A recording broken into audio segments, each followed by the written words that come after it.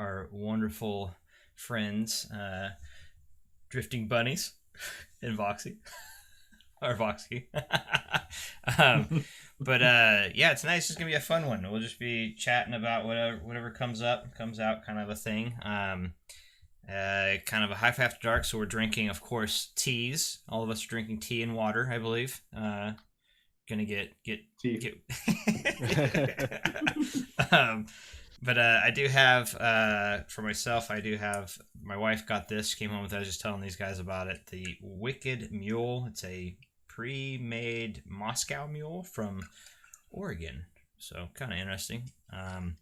So I'll crack that, and then I'll let you guys decide. I have 3 whiskeys to choose from to drink tonight as well, as this is not very strong as far as booze goes. But I also am rocking it in a proper drinking it proper proper Moscow Mule mug. This could be bad or it could be good. Probably bad. Elric, what's going on? And DR, Justin, Philip. Wow, we got a bunch of good people in here. So real quick, I do know that you just got those in, right? The ZMFs again. Yeah, again. Yeah. Number 2. This is you get Verite open again, right? The same. Yeah. So these are the Silkwoods, which they're about. What was it? They're about like 70 grams lighter. Oh. So it's like a decent amount compared to the pheasant wood. That's nice. So yeah, I like the stain that you had. The darker stain on them is really nice. I like that a lot. Actually. Yeah, it looks really good. Yeah. And Vox actually relatively recently got his own pair of ZMFs. Opens and closed. Yeah, I have the. He loves them so much he has no idea where they're at. That's how much. I don't. I actually have the Verite opens in their case in the Atour case right now, and I just picked these up. The Dark Stain Monkey Pod Verite closed. Those are nice. Those are very nice. Yeah. As far as ZMF, I have the Atours out today as well. Those are really nice too. Oh, did you see the guy that had the? I think it was actually your guys' thing. The Atour with the stabilized or purple heart. Yeah, which I've never heard of. That was interesting. Before. And wait, yeah, there was a stab purple heart Atour. Yeah, I don't know how you do a stabilized. That didn't make sense to me because I don't. But maybe I don't know. But they were more red than purple, which is notoriously the case with Purple Heart. Like I have a Purple Heart shelf for my audio shelf over here, and if you leave it in sun, it will turn orange or red. So you have to be careful with Purple Hearts. I also have lovely Purple Heart Fostex TX. You have purple stuff? I didn't know you had purple stuff. Yeah, it's not really my favorite color, but it's, I make do. It's up there, huh? And I'm rocking my super comfy extra large ZMF. Actually, I think this is a double XL. It's pretty massive, comfy sweater. Because it's PJ time and PJ weather in my wonderful Pacific Northwest area. Hey, basic builds. There, that's awesome. Saw you last night in the amazing stream with Drift over here in the Serenation. It was amazing. That was actually pretty awesome. I did like that. That was pretty cool. I was going a little bit sideways with my, thinking I'm funny with my comments. Real quick, also, you guys both actually have some really fun new gear as far as audio comes in. You guys want to talk about some of those things, or what's your general thoughts, or you want to talk about any spicy news on your guys' front? If you want to get spicy. I might need to get a little further than this before I get spicy. But... Touche. I should probably stop drinking tea. Yeah. I was going to say I'll go first since I feel like Vox has a lot more stuff he can probably talk about. You've tried a lot of stuff, though. No, recently I feel like compared to last time, or since the last time we talked on stream, I haven't had too many things come in besides the Verites. The Lux, right? Yeah, I got the Lux last time. And I guess I got these Sonys that that's right. I've been trying to convince Sonys. people to try. You've been chilling the Sonys like crazy. Yeah, they're they're so lightweight. Mm-hmm. I don't know. I like them. I feel like they're. I guess my expectations are just like really low for this price bracket, so that's why like I'm interested to compare with like a HD 6XX or something similar to see if maybe I'm just like I've been trying all of these more top of the line headphones, and like there's still like maybe the gap has gotten smaller since I bought my last like $200 headphone. So I mean, I think there's when when you're talking about like perceived value, right, and how you perceive things, there's a lot to do with like there's a lot of perception bias, especially in audio. So like there's been some really high-end headphones that I've tried and I've been like not but if those headphones were $1,000 less, $1,500 less, I might have said these are amazing, these are incredible. So the Empyreans. yes, we're talking about the Empyreans. But yeah, I think I'll throw some salt. I'll start the salt throw. Yeah, I think perception has a lot to do with it. Can you really, you can nitpick a $3,000 headphone all day, but can you really nitpick a $200 headphone? Yeah, probably not. You can, but is it worth nitpicking? I think that's the other factor. Like, yeah. So I actually had that with so I did the The-Audio, the IEMs, the Legacy 3 and 5, and then the Clairvoyance, and like so the Legacy 3 is like $160 or $170, but you can get them custom in-ear molds for $180. Oh, wow. Like, which is unheard of. It's bananas, and they're good for that price, if that makes sense, for an IEM. Yeah. But then as you scale it to the Legacy 5, it's like there's a definitive like break, right? But if I never heard the Legacy 5, which I mean, I guess that's the case for anything, right? Like that's the whole perception thing. Like if I never had the opportunity or scale to go up, it's the Legacy 3s are honestly, they were fantastic for the price.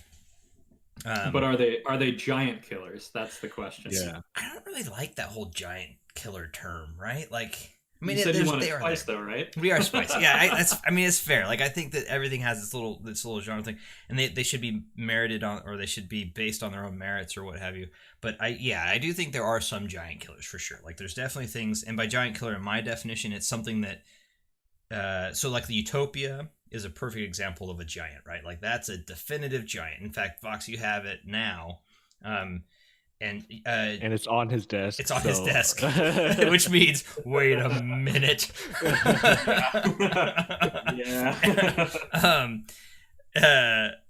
They're really good. They're really, really good. But see, they're also divisive because I know plenty, like me included. Like I think they're fantastic. I agree. Like they are some of the best dynamic. They probably are the best dynamic headphone on the market right now. But you can get a Stellia.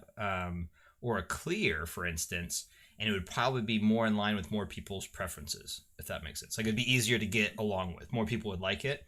And so would that be considered a giant killer per se? You know what I mean? Like, because it might not perform as to the same levels, but more people would get along with that. If that makes, like what's your thoughts on that? I agree with you. I would place Clear in the giant killer.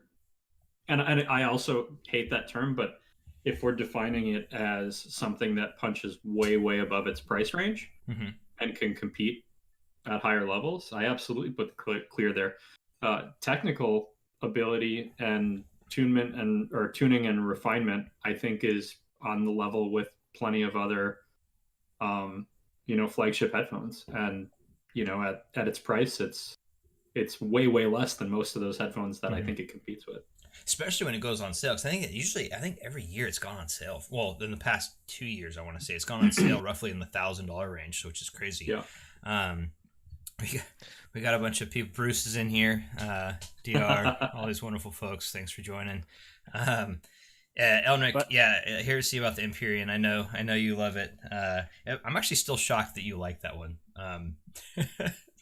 Not in a bad way, but like just it did seem like your profile. Anyways, go ahead. Sorry about that. Wanted to say hi to the But chat. do you guys feel like the Utopia would be almost like an exotic, right? Like in terms of like cars. So like you would say like an M5 would be more in line with an everyday individual that, you know, drives fast and is comfortable compared to like a Ferrari where it's there because that's what it's meant to be, right? It's meant to be a sports car. It's meant to be as quick as it can be, right? Yeah. So I feel like in a way, like it's hard to. It's like the SR1A would be like a extreme, like not even a sports car. It's like a straight up race car. Whereas like the Utopia would be a luxury, like not necessarily a Bentley, but maybe like a Porsche Panamera or something, right? And then you'd have the Clears, which would be kind of like I was trying to say an exotic realm, maybe an Audi RS, right? Like was it the 6, the 2-door one model, maybe? I kind of agree with that. The Utopia is definitely a polarizing headphone. It's brutally detailed, and there's a huge amount of presence in the treble. I don't think it's not balanced or weird or peaky or anything. I find it smooth. I find it nice to listen to, but it definitely lets you know when you have crappy music playing. Or even the chain. Like the chain factors a lot in those too when you get on that level. I feel like clear is so much easier to live with on a daily basis. Yeah, I think clear is definitively easier. Yeah, you don't feel like if you mess up the headband, you like screw up a $4,000 headphone, right? Or if you drop it, earpads are like $100 less or something like that too. Yeah, well, that's the other thing, man. The Focal earpads are ridiculously expensive, man. Oof. So the questions that came in, real quick, seems to get spicy fast. Is why does Vox hate Diana? Seems to be a big one. Yeah, she is a wonderful superhero. You know, she does the bullet block. She has the rope of truth. You see, chat wants me to get spicy really fast. You know, I design keyboards. I have a keyboard company. In my day job, I create things for a living. I've owned other companies that have done product design, and I feel like the people at Abyss, like the engineering side of thing, that designed the driver, they made an incredible, amazing, end game worthy driver. Sound quality is incredible. You know, everything is polarizing at the top end because, you know, usually you're going to pick your flavor. And then I feel like the people who designed the headphone to go around the driver took half a year off and were drunk. I mean, it's terrible. It's terrible, terrible design. This idea that it's a portable, but it's super hard to drive to full potential. Yeah. And the fact that it doesn't fit heads. Like your head has to fit the shape of the headphone, not the other way around. Yeah. It is completely bonkers to me how anybody signed off on that to be a production thing. And what makes me so I wouldn't even be mad about the Diana, if the headphone sucked. If I got just an all-around bad headphone, you'd be like, whatever. You'd never hear about it, but I get it in, and it's probably one of the nicest planers I've ever heard. And I can tell the driver and the tuning is there, but the way the headphone's designed, the drivers sit on my ears. The pads aren't big enough. It clamps in my temples. There, even though there is no clamp force, I don't even know how that happens. Everything. You sense all this potential, and then this idea to make it cool and portable and almost make a fashion statement kind of just screwed up the whole headphone. So it'd be something that I may have wanted to buy if it wasn't such a huge train wreck in one area. I really enjoyed BHK's picture of it today. it literally couldn't go Yeah, over his ears because it angled out. It's like, is it supposed to fit like this? I don't understand why. Like we were joking about the Empyrean in the beginning, and that has somewhat of this effect to the opposite, but the Empyrean is not a bad sounding headphone. Mm-hmm. I personally didn't think it sounded like a $3,000 headphone. I think that's the problem with the Right, Empyrean. It's not that it's a bad headphone. It's just that it's like kind of the opposite of the Diana, right? In a way, right? Like they put all their money into the design and engineering of the actual like comfort and fit and the look of it. I mean, it isn't a bad sound. Even the overall like design of the planar. Why am I blanking? But the driver, the way they have the special design, it's like the base is up here, then has a really small. Sorry. I think the Empyrean, whenever they come out with the revisions of the Empyrean, I think it's going to be amazing. And that headphone was probably the most comfortable headphone I've ever tried in my entire life, and I'll probably be on the list to buy it. Mm-hmm. That's fair.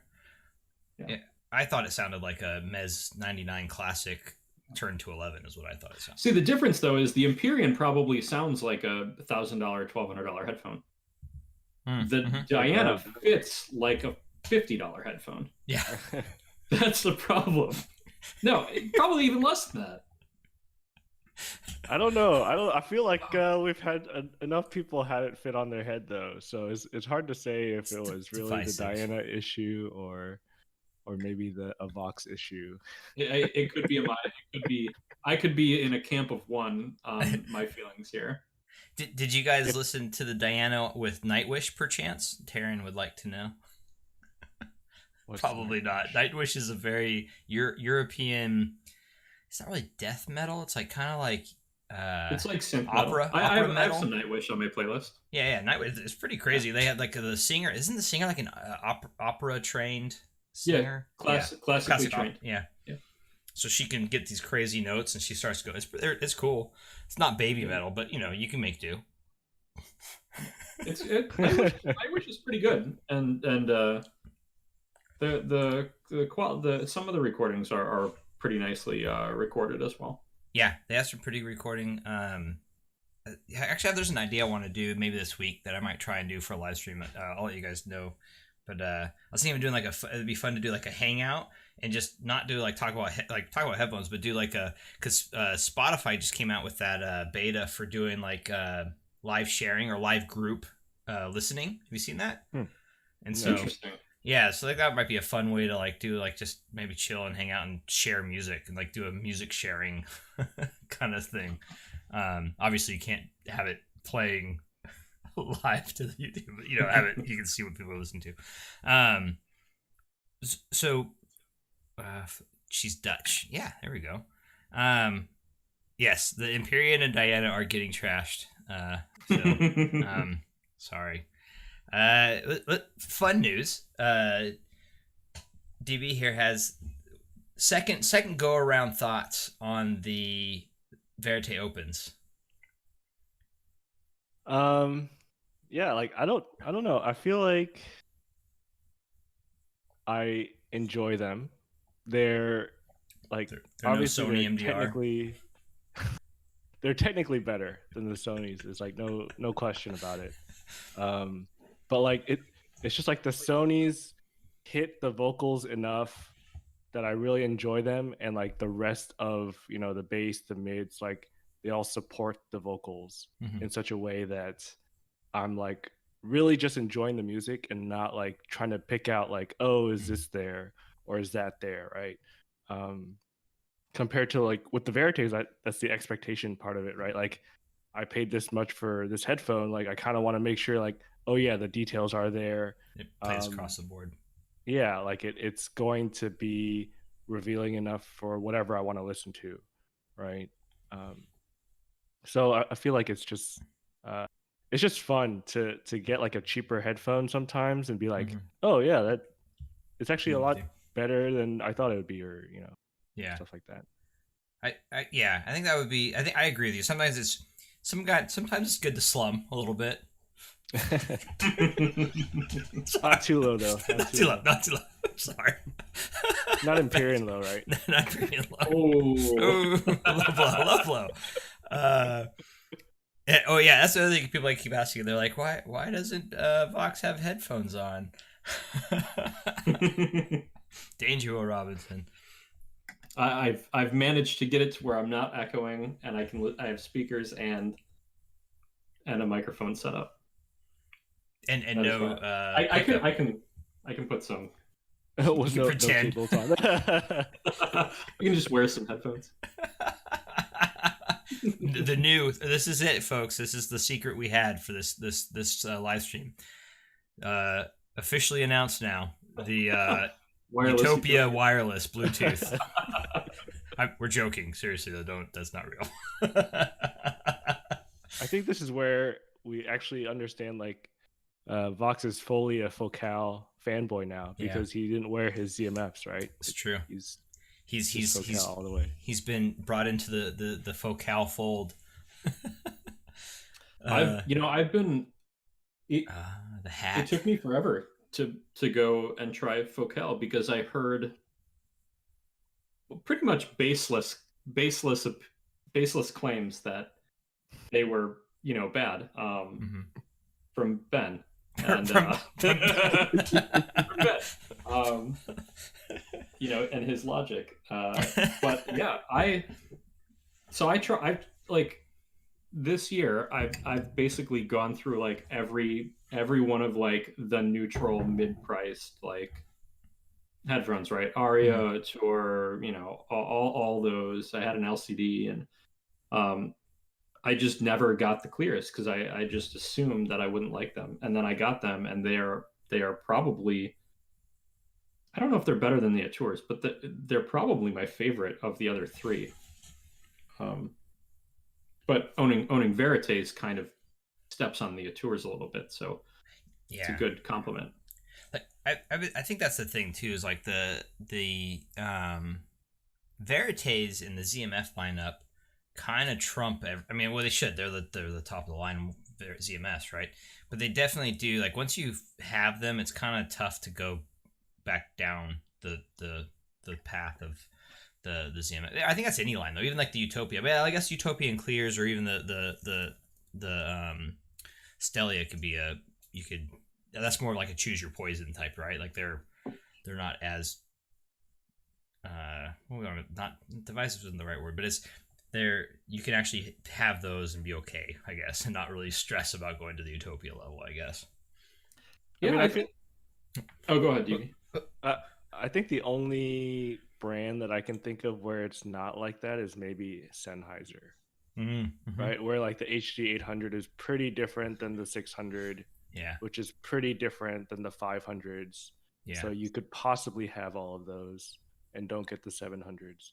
But then the rest of most brands, they do, once you go up, right, they're going to trump basically everything below it. Yeah. I feel like the Atour could stand on its own versus the Verite. I think the Atour is definitely one of them. I think there's a good complement. I think that's the thing. I think that's what I was looking for. I think the ZMS all complement each other in different ways, whereas the other ones are more of that.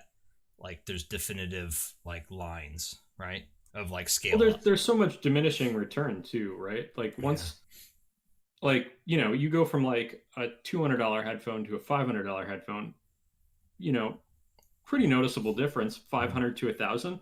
Again, another jump. Once you get into the 1,500 area, once you go from 1,500 up to 2, 3, 4, 5,000, there's not an enormous jump. With the Utopias there are, because they do that one thing. The detail and speed is ridiculous. Crazy level, but all the other flagship headphones I've heard, there's not. You can't point to something at that $1,500, $2,000 range and go, it's only half as good. It only does detail half as well. It doesn't. I don't think the Atour, Atour and Verite. The Verite does have more detail, is more resolving, but it's not like not a night and day level. And then you got things like the Clear and the Aria that can keep up with some other flagship headphones that are twice their price. Yeah, I definitely think that the Clear can keep up, but the Aria is a little, it's. I don't think the tuning's for everyone. Sorry, but so like I think so. I agree. Like I think that there is that diminishing return. I think you definitively hit the diminishing return for most audiophiles right around the $1,000 price point. Like 1,000 to under 1,500 is like that is probably 90% of most people's end game. If they, what I mean? That's such a sweet spot too, Yeah. right? Like there's so many good headphones in that market or in that area. I mean, if you can build a system with like $1,000 per each component, I think you have like a really, really solid chain, right? Yeah. Oh you yeah. can get a Bifrost 2, get like a Echo tuba, whatever you want, and then Clear. You can totally happy. I mean, I know. I mean, I have the tuba here right now, and the Hagerman tuba, compared to the ECP T4, it's not quite, but it's roughly about a quarter the price, right, of the T4, the Hagerman, the tuba. Is it performing at a quarter of the performance? Probably not. It's probably at least upwards of like 70% of the way there. So I gotta remember my camera's there. So like so for the price though, it's like it's impressive, and it has the same tube rolling capabilities. Like you get the same, not same. You get a same, different, but same. Yeah, it's a hybrid with two tubes. Right? It's a hybrid with two tubes, and the EL84s, and so you have to deal with that, and so it's a different flavor of tube rolling, but it does still have that tube rolling capability where you can kind of get it to where you want it to be with the tubes you have or that you can get. That's actually something interesting. Tubes are finite, right? Especially like the really expensive nice ones. That's why they're so expensive. Like what's going to happen in like 20 years when there's like no more tubes from their old stock? Like especially as like audiophiles start to come up more and more, like tubes are becoming really popular, like even more so than they were 5-10 years ago, right? Like, so I think someone needs. I know there's some that are making the new 300Bs. There's a couple companies making new 300Bs based off of the old, like, really popular ones.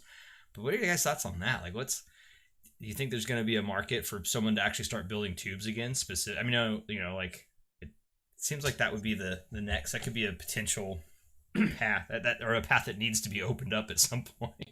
So I mean you have the new old stock Russian stuff, but China does build tubes. Right, you could buy Chinese tubes. Yeah, but they're not. I mean, I think it's going to be one of those things, kind of like on the keyboard world, like where you have Alps, where like Alps there aren't new Alps anymore. Yeah, and they just get rarer and rarer and cost more and more money.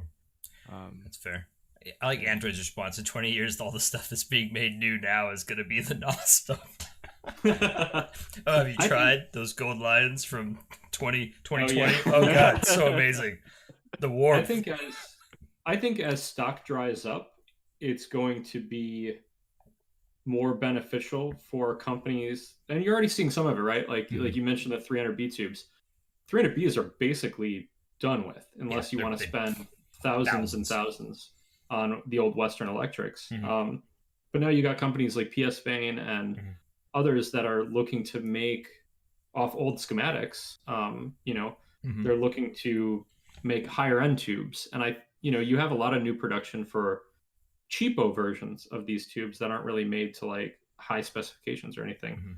But I think as the market dries up, like once you can't get 12AX7 or or whatever, I think once those become, $500,000, $600,000 tubes, you're going to have companies that are going to step up and try to fill the higher end, gaps. But me, my plan is I'm going to hoard. I'm going to hoard tubes. That black drawer unit right there is full of. That thing is just full of tubes. Are they organized by date and all this? Go ahead. No, I actually need to organize them. My office is a total mess at the moment. Do you have to keep it in like a particular environment? You gotta like have a climate controlled little case for them so they'll last forever? I don't think. I mean, they're pretty tough, right? Yeah, they've been most of them, especially the military stuff's been made to be in pretty rigorous environments, right? Like or rigorous, in pretty diverse environments, whether hot, cold, that kind of stuff. High moisture environments, super dry environments. So I actually got some tubes in the other day. I kind of want to show. These tubes were made to go in U.S. ICBM missiles. Oh yeah, those things are cool. I think I know what you're talking about. They are. The interior is ridiculous on how. Oh, those are cool. Get it to focus. Yeah, like you can just see how beefy all the plates. Yeah, there it is. It is in there. Wow. Yeah, that's cool. But something like this that was, made to withstand low Earth orbit and and high speeds, high vibration. Yeah. I think something like this is probably going to last forever. I don't think I'm going to kill it with a tube amp. Yeah. Yeah. And that's the other thing. Some of the, a lot of the military ones were made for ridiculous amount of hours, 50,000 hours. I don't know. I'm spewing out of nonsense, so don't take that as a direct quote. But they're made to last forever. I mean, I was on a boat and we had tubes, and I was like, now looking back, I'm like, God, I should have kept some of those because they got rid of all the gear that used it. I remember when we did a big revamp of a lot of the communications gear, and we had so many tubes, it was ridiculous. And I remember them just throwing them in the trash, and it's like, God, looking back, it's like, holy smokes, man, that was a lot of. Looking at it now, knowing now, what I know, what was in that trash bin now, it's like, holy crap. But yeah, definitely interesting to see that thought process, because tubes are definitely the way. If you haven't listened to a tube amp, I don't know. I know, Drift, you like the warmer solid states, but I mean that's similar in its own right? It's so. I never said that tube amps weren't good. It's just that I don't. You just don't have any. Yeah, I just don't have any. Well, I mean, you've said it flat out. They're amazing. You just don't like the other things that go with tubes. You don't like the warm up that you just can't leave it on. The replacing tubes. Yeah, it makes sense. And spending thousands on tubes on your one amp. Oh yeah. And then the synergies, having to find the perfect having to slowly, because you can't just swap tubes. Everyone's like, oh, just tube swap, tube roll. It's like, no, dude, that's such a long process. You have to let them cool down. You have to pop them out. You have to put the new ones in, let them warm up. You have to, it's like you gotta do. And remember what it sounded like. Hopefully, Ben just wraps them in a cloth and pulls them right out. He wets them first. No, don't do that. Don't tease. Don't do that. But yeah, it's definitely one of those things where it's. I do think that I agree of the ease of use of not having a tube amp. But once you have a good tube, I honestly think the T4 for me is the perfect balance of tube, solid state, right? Which hybrid, of course. And for me, I have the TT2, the best DAC, the only DAC. I'm joking, but I have that paired with the T4, and but even with the Bifrost, it was fantastic. And I just think that the T4, it uses pretty decently priced tubes currently, so you can leave it. If you forget to turn it off at night, you're not going to stress too hard about it, right? And on top of that, it's not exactly a hot tube amp. It's not going to overheat, or you're not too stressed about that. But and then you have the T4 as well, Vox. And what's your thoughts? Because people keep asking on the pairing with the Utopia. Because I know with I wish I would have had my T4 when I had the Utopia, but with my T4 and the Focal Stellia, and even the Radiance, when I did my live stream with the Radiance, I did it with solid state. But when I stopped, I started listening with it on the T4.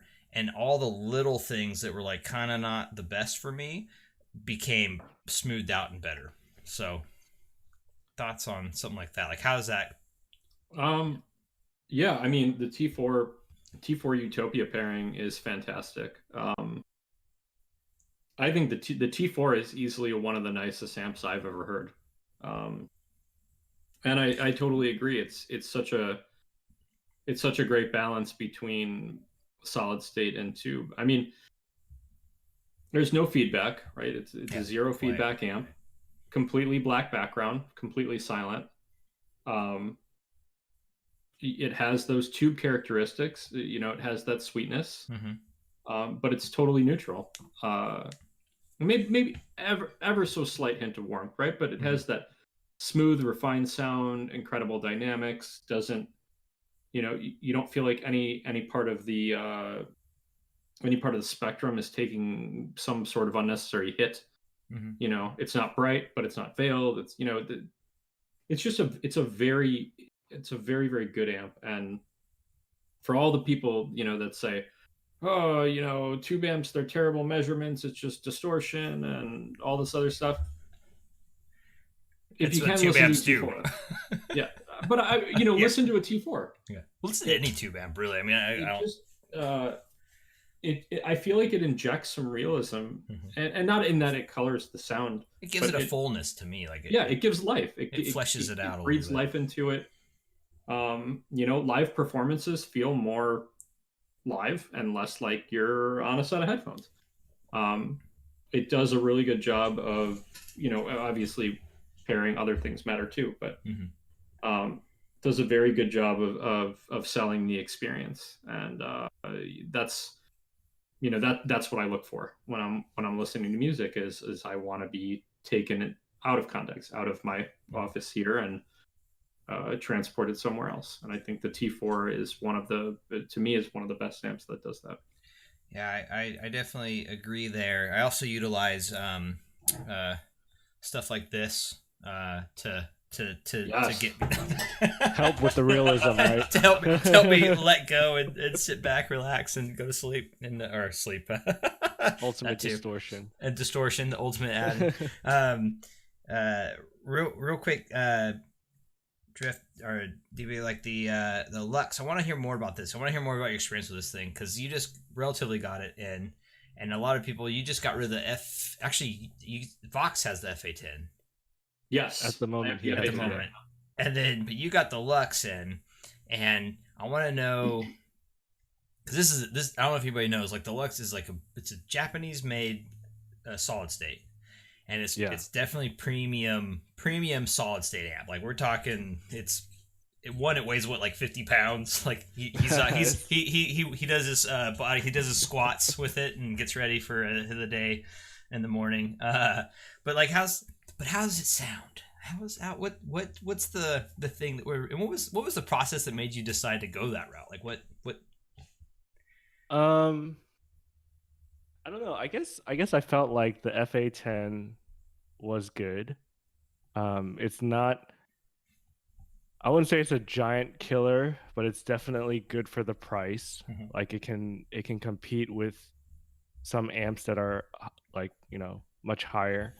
But I do enjoy the convenience of solid state, and I felt like the FA10 did a pretty good job compared to the Euphoria. That there is probably a similar solid state that could do just as good, or I mean, basically the same in a way. Like I don't know if that made sense, but like, basically, FA10 was bringing you enough. It was bringing you close enough to the tube amp that you had, the Felix, that you were like, I can move along and be happy with the FA10. Right, and just do one amp, and like, so I just went for it. I just dove straight in. So the reason why I went with it was because, like, number one, Luxman is like known for good sound. Number two, Japanese signature is a little bit warmer, and like honestly, any headphone that I've thrown at it has not sounded bad at all. Like, even though I feel like the output impedance is probably lower than it should be for like ZMF headphones, but that really hasn't bothered me at all. Like it still sounds really smooth, warm, detailed, like nothing over the top. And like it it does have a little bit of that effortlessness that the Euphoria had as well. Gotcha. So, and the Euphoria is actually considered to be more of a more neutral tube amp too, to keep in mind, for the listeners, anyways, that if you didn't know. Have you heard the Phonitor by chance? So I had the old SPL Auditor, which is before the font. Yeah. Mm-hmm. So that one was, I would say the Auditor, based on memory, is a little more neutral than the Luxman. Yeah, and that's my take with the Phonitor. I have it back here, but the Phonitor to me is like the epitome of get out of the way. Like what the SPL does with those amps is like whatever the DAC is doing, whatever the headphones is doing, is what it's highlighting. It doesn't do anything else other than highlight what's already in your chain. So yeah, I think Vox has the Phonitor changed your mind. Actually, yeah, the Phonitor has changed my mind a little bit. So one of the reasons why I prefer tube amps, and people always talk about other characteristics of tube amps, but they usually don't talk about the very the high clarity and the airiness of treble, which is not every tube amp has it, but it seems like it's a reoccurring characteristic, right? It in a lot of the higher end tube amps, and it seems like with solid states you either get a warmer, darker presentation, or you get something that is dry and bright. And again, this is limited to, I'm not generalizing, this is limited to obviously what I've experienced, right? So I haven't had that great of experience with solid states. Not to say that the FA10 isn't good. Having the FA10 here was really nice. It pairs really, really well with especially like HiFi planars that are can be a little peaky in the treble. It calms that down a little bit, smooths it out. Has a lot of power. It's nice. But then you go to the other side of things. You talk about like the THX amps, specifically like the 789. The best amps, right? Yeah. Go ahead. Yeah, and it, to me, it's hard. It's harsh. It's harsh, especially on the treble. So I kind of had that. It was one way. It was either warmer and darker, or it was bright, dry, and harsh. I never kind of got really anything in the middle. And the Phonitor changed that for me. The Phonitor, I feel, is really just, it's exactly how you described it. It's we've talked about it before. Yeah. If the THX is music without a soul, the Phonitor is neutral with the soul remaining. Yeah. And I think that's probably the best way I can describe it. THX is a zombie. If you can't tell, I do not like the THX amp. So THX is a zombie and the Phonitor is a vampire. I got it. Yeah, basically. No. But seriously, the Phonitor has been very, very good. I'm very price averse when it comes to solid states, because there are really, really good solid states for not a lot of money. Like the Asgard 3 is incredible, right? Well, Asgard 3. Well, even the SPL Phonitor E, which is essentially the Phonitor XXE, right, without the VU meters and the nice volume knob. It's literally the same amp. I could see somebody paying for this amp and being very happy with it. I think its features and what it does can justify the asking price for it. I really do like it. It's a very good amp, and it seems very well built too. Fun fact: were you shocked at how light it was when you picked it up? I was expecting it to be a bit more of a chonker. And it's like, whoa. Yeah, I remember when I sold my Auditor, I was like, I hadn't lifted it up for like years, and like when I was like, oh my god, I forgot like how light this was. There's like almost nothing in it, You know what they did right? The volume knob is enormous. Yep. And that's so important. That's so important. That knob is fantastic. An enormous volume knob. I think that's the best knob that I've used. I will say the best one I've ever used, bar none, is the JDS Labs Element or L-Amp. Really? Yeah, that knob is so good, dude. It's I mean it's a little top thing, but like just the way it like floats and it just spit. Oh, dude, it's Does like it have good resistance as well? it's actually almost a little too loose in the resistance slightly, but it's good enough to where it's like it was probably the best experience I've had with volume knob. I'm just gonna just leave it at that. Like it's just one of those things where like I want to buy one again just to have that volume knob. And it's I feel like we need to take it to an extreme and have like a full on like just a ratcheting like big crank, or like with the knob we have to like oh yeah this is we're getting there now people. Back to like a manual car windows. Yeah. Cranking up the volume. That'd be amazing.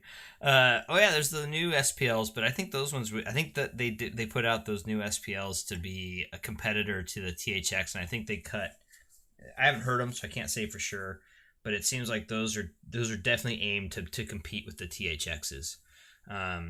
So, but yeah, I don't know how good those are going to be, but I know that they aren't the same quality, the same technical capabilities as the SPLs E and up. What do you guys think about the new HiFi thing? That new HiFi preamp DAC all-in-one thing? So, I think it's a really good looking all-in-one. I think that it's trying to compete with that. I don't know if it competes per se with like the RME ADI2 DAC in the sense of like all its capabilities.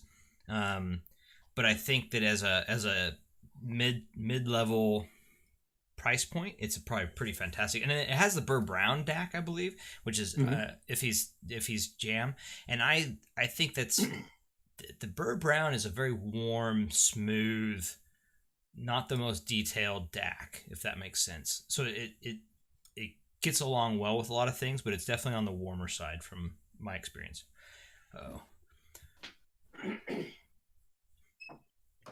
Vox is pouring himself another drink. We lost him. Oh, I'm here. I haven't looked too much into it, but I guess for me personally, I'm a huge fan of like separates. So like normally these types of all-in-ones don't interest me just because since I have such a bad habit of like upgrading quickly, like it doesn't make sense to get one of these.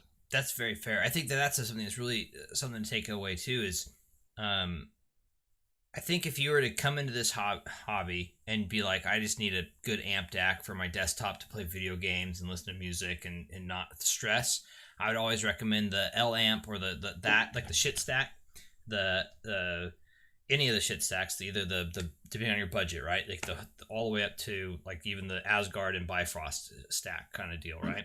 All the way from the beginnings of like Modi Magni, and the JDS Labs Element or the L stack, and then or if as an all-in-one though, I do think this one could be that kind of thing, right? Where if you're not really trying to go for like the highest fidelity, the most power, you have pretty easy to drive headphones, like any of the Focal lineup, anything under the $1,000 range that isn't like a 300 ohm headphone, I think you'd be totally fine with that. But it's definitely one of those things where if you were to hear something a little bit higher end, or even the Asgard Bifrost combo, you'd probably be like, yeah. So like, why wouldn't you just spend a little bit more for that combo, right? Because you're basically there. So that's why, like, to me, sometimes having these all-in-ones, unless you really need like the Bluetooth or like specific like technology use cases, kind of. Yeah, I feel like it's tough to recommend some of these. So I think there's definitely a place for that kind of stuff, right? Like, I mean, I don't think it's any secret. I think Shit's an amazing company, and I think they're absolutely killing it. Ooh, that sounds good.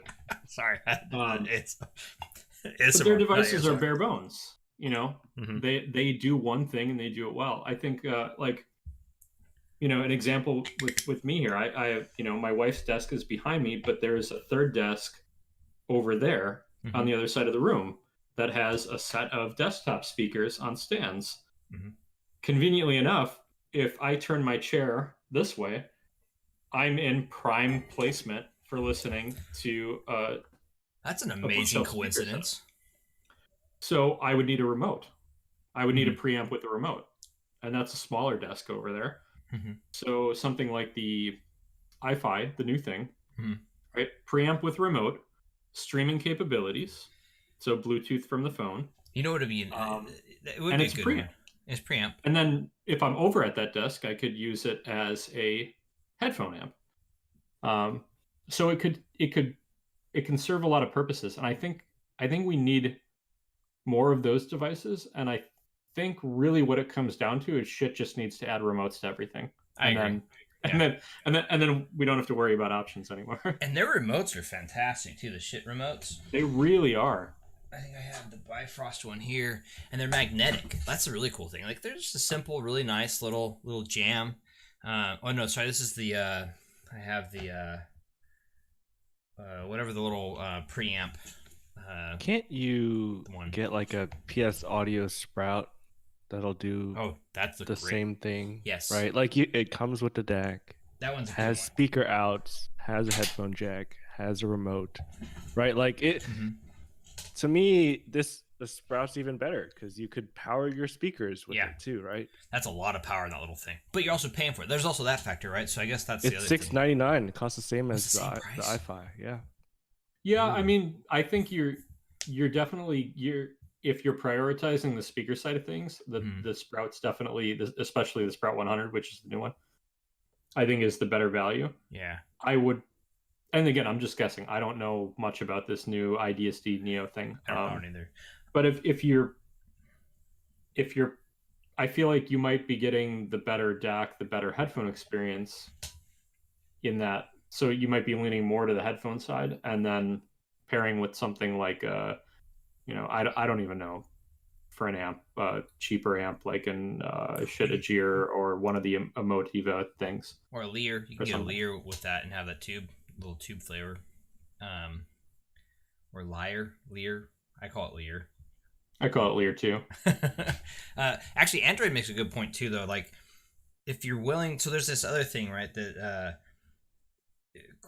there's also Topping, SMSL, and those types of companies, right? They have very similar products for like half the price. They probably perform on par-ish. You sure it's not half as well? I mean, that's that whole thing of like, you're buying into a brand name to some. I call it the name tax, right? You're paying for a name tax, but there's something to be said about that, and both of you guys can understand this. I know Vox is real big on it, but it's the service that you get. Like if you buy a Topping or SMSL, the service you're going to get if you have to have any issues with that, I'm not sure how good that's going to be versus something if you're getting it from like the Toppings or the SMSLs. Not that I've ever heard any bad like customer service from those guys, but it just seems like that. I think that's something that's what the name is there for, right? At the end of the day. I have some Topping and some SMSL stuff, in boxes here. Yeah, it's not that it's bad. It's just, but I feel like, I feel like there's a large portion of the community that feels like they're getting some deal. I feel like audio, for the most part, other than a few exceptions, when I'm talking, at the level we're talking about, I'm not talking about the $10,000, $20,000, $50,000 prices, but I feel like it's a very much a you get what you pay for type of thing with amps and DACs for the most part. And but yeah, you mentioned the service. Like, I really like Shit as a company. They're in my country. The service is really good. I can always get a hold of somebody if I need warranty work or service work done. It's very easy, and I really like small business. I like that I'm supporting a small business and not some subsidiary of some larger company that's a subsidiary of some other larger company. Yeah. Where they crank out 1 million units, 2 million units, and it's just like, have at it. That's fair. Yeah. Well, and actually, you can actually say the same thing though, since DV just showed it. You can actually say the same thing about the headphone roll, the actual headphones themselves. Like there is something to be said about like the Sony's, for instance. How good is good enough? for most people, or even like even me, man. Like I'm not gonna lie to you. Like there's if I'm out and about, or if I'm just sitting around, or even just plugged into a controller to play video games, or on a or a console, or if I'm on my Switch or something like that. I don't. At the end of the day, like I don't need these. I don't need SR1As, or you know what I mean. Like how much is overkill and how much is use case, that kind of thing. So I think for when I'm wanting to relax and actually enjoy my music and just be taken away, yeah, that's where these come into play, right? Mm-hmm. That's where that's the chase, right? That's the chase. But then on a day-to-day, everyday carry, like I had an iffy Black Label Nano or Micro that I just literally kept in all my bags. It's just because it was easy to carry around. It was a tiny little thing. It powered most of my IEMs, most of my headphones on the go, and it was fantastic for that. And I wasn't, but in those scenarios, I'm at a coffee shop, I'm at work, or I was at, like I don't need the super expensive amp or DAC to get background enjoyment, I guess. So yeah. I think like, I mean, but there's also it affects all parts of it, right? Like buying a pair of Sonys from Best Buy mm-hmm. is not the same satisfying buying experience as you're going to get from ZMF, or even from headphones.com, right? You have a question pulling the ZMF out of that case. One of the owners are getting back to you. Mm-hmm. You have a question about ZMF, like you're going to hear from the owner. It's you're not getting that buying a pair of Sonys. It's just it's not going to happen. Not saying that Sony's bad. It's just a different experience. And it's different. Also, there's something to be said. Like, I mean, both of you guys can even appreciate this to some level. There is I know there's a big crowd that does not like aesthetic, right? Or they don't like aesthetic. They don't care about aesthetic, let's say. Like, it's just not a thing. I think that aesthetic is almost as important sometimes when making that purchase decision. That's why people buy Diana's. Because they don't care. Like, whatever. It doesn't. It's like the sorry any ladies in the chat here, but it's like ladies buying high heels that basically wreck their feet, but they look beautiful, right? Like this is the opposite. These things sound amazing, but my ears are ripping off my head, and my head's gonna be in pain for the next 3 hours. I'm sorry, all you Diana fans. I still love you.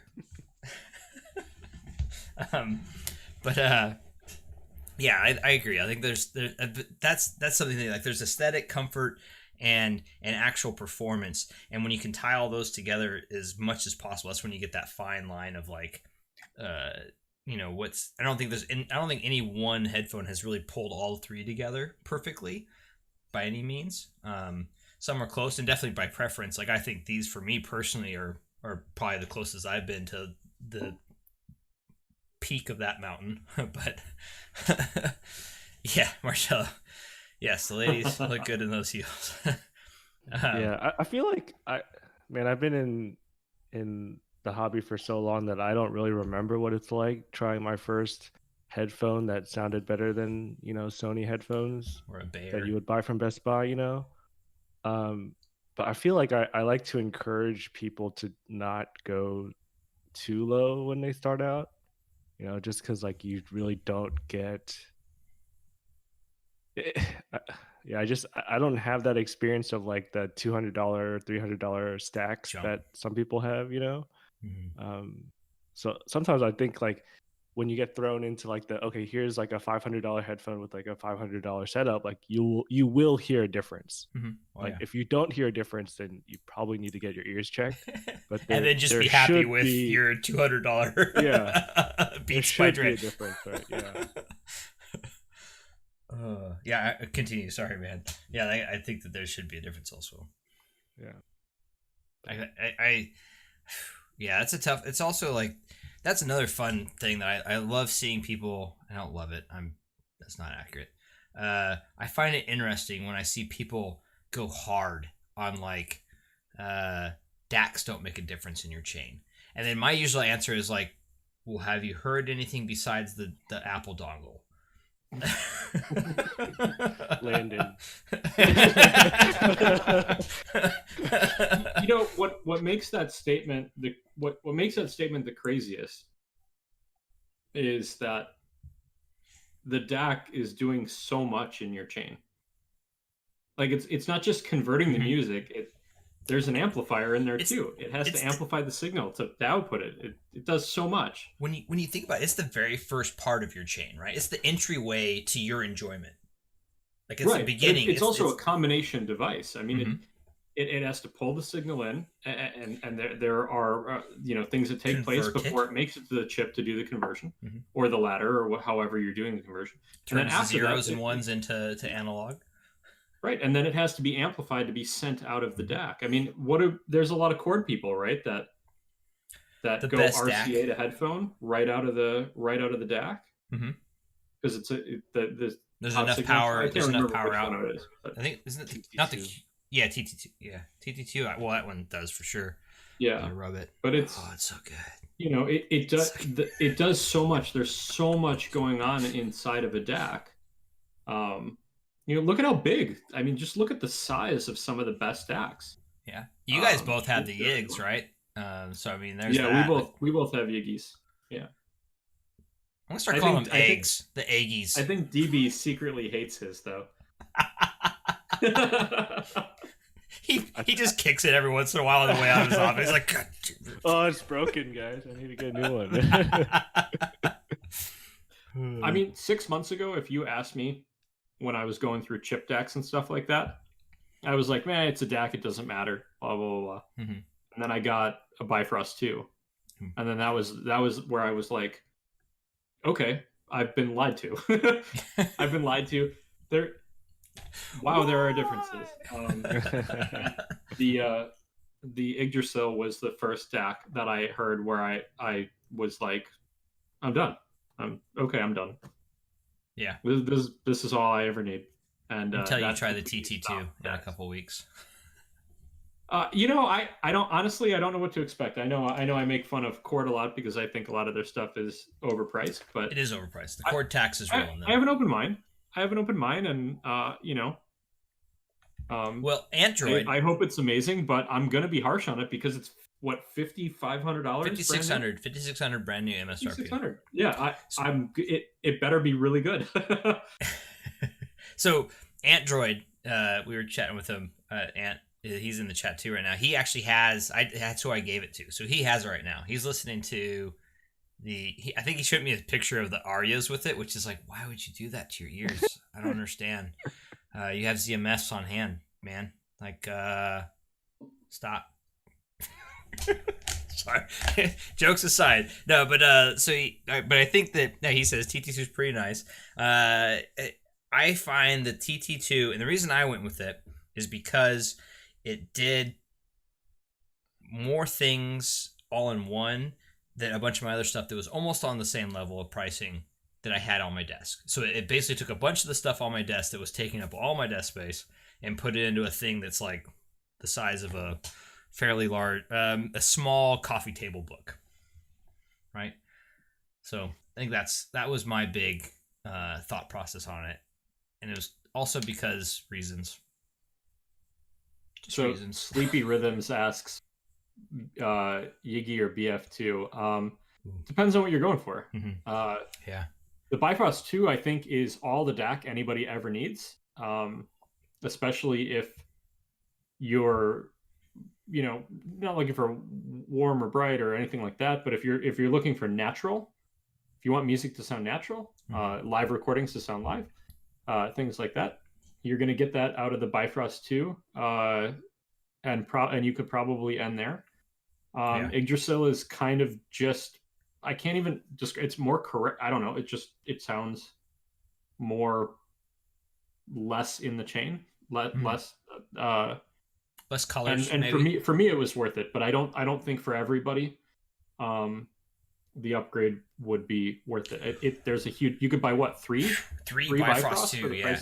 And that's what's crazy about the Bifrost 2. Yeah. The price point that they came in with that thing and the performance it's doing is bananas. Yeah.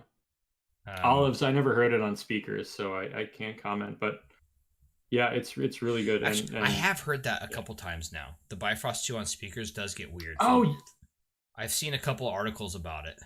You know what it could be? So my only complaint with the Bifrost 2 was the stage was really crazy big. Like pianos on some recordings would sound like they were 12 feet wide. You know, you could actually, when they should just be like keys physically like huge spaces apart. That could be weird on it's like the scene in Big. It's just people running down jumping on the keys. Yeah, that's what it sounded like. But you know, that actually, to its benefit though, that on headphones that didn't have the greatest stage, that effect helps sell a more 3D feeling. But on like, you know, when you got like Arias or something like that, it sounded like everything was just exploded out crazily. Yeah. And then like it had Arya from wonderful Game of Thrones just in your eardrums with a knife, just having a time. So I had to put it in there. Sorry, sorry. I know you're not an Arya fan, and that's okay.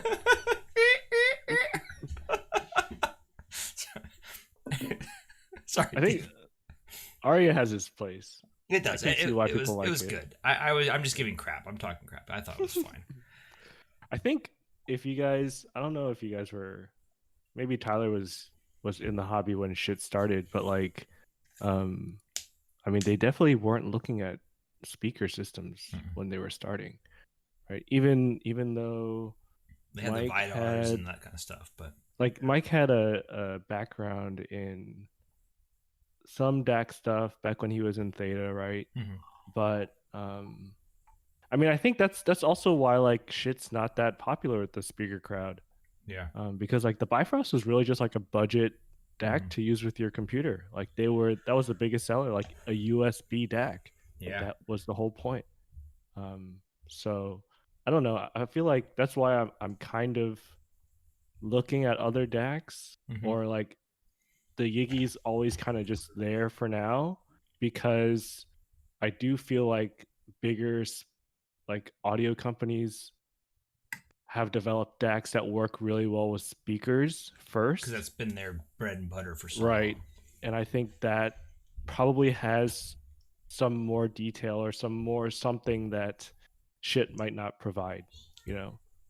That's like, there's lots of DAC companies out there, like the Socris, the Hollow Audio, the Chord, obviously. You have, I mean, there's so many. There's actually so many. It's really hard to actually name them all. But and then there's so many that are just niche that you just super niche that you just have to find like these small, like you're talking about the small mom and pa type shops, or some guy that was like, even the Hagerman Tuba. The Hagerman Tuba is a dude in Hawaii that's just putting them together and selling them. Like, I mean, when you think about it. And then the ECPT4 is just a small team of people. Their ECP stuff, like, right?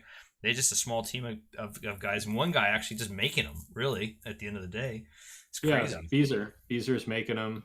ECP design. I think, you know, there's other things that I think, you know, and this doesn't just go for shit, even though I'm going to use it as the example, but you know, one of the reasons why I felt comfortable going from the Bifrost up to Yigi is the support, right? It came out in 2011. It's still in the same chassis, and they still support upgrades for it. And I think when asked about whether they were going to do a new chassis or things like that, they said they wouldn't, because it's already they wanted to continuously support the same thing. So you know, in today's age where, you know, everything is disposable, especially electronics, I like that something has some staying power, and that a company is willing to continuously invest in it over time, especially when we're talking about our purchases, right? Like how many of these high-end headphones are $3,000, $4,000, $5,000 and have like 1-year warranty, 2-year warranty? You know, it's insane to me personally. Like, you know, one of the big draws to ZMF is that Zach will fix my driver 10 years from now. If I'm going to spend $2,000, $3,000 on something, it better have a good warranty, or I better be able to service it. You know, I shouldn't have to worry that my multi-$1,000 purchase a couple years down the road, I shouldn't have to worry about whether I'm going to get good service, or the company has, you know, updated their product line 10 times since then, and they don't even have the parts to my thing is no longer made. There's no parts for it. There's no nothing. Yeah. And that's kind of goes into the and the Sleepy has a good comment here. The deeper we went into this, and so actually, like, DB's probably a really good example of this too, because he's distilled down into what he just like the singular type of like listening experience, right? Like, this is what I like and I know what I want. And but it's the small teams, right? Performance products by small teams. So that would be like the ZMS, the amps and sound guys, and gals, ZMF guys and gals, the Luxman type stuff. Because I can't imagine Luxman being a massive company, right? Like, I can't imagine. They're pretty. I don't know how big of a company they are, but they have a very big presence in Japan. Like, they are one of the top 2 luxury audio companies. So, but even Shit is considered a pretty well-known audio company, right? And like, they have maybe 30, 40, 50 people on their team, like, overall. Like, that's, I mean, so I guess define small team, I guess, at the end of the day, I mean, right? it's bigger than like Smith and Rune and like DriftMechanics, right? Yeah. Yeah, it's funny the level of like small businesses there. It's actually quite large. Yeah, such a nice board. There's a DB board right back there too, right behind you. I don't think I don't see those Elysias back there. I don't think I don't see them. Yeah, Liz loves those. My wife loves her Elysias and her Asgard with the multi-bit card. She has Asgard 3 with the multi-bit deck. Yeah. And yeah. And soon a pair of Utopias, I hear. Yeah.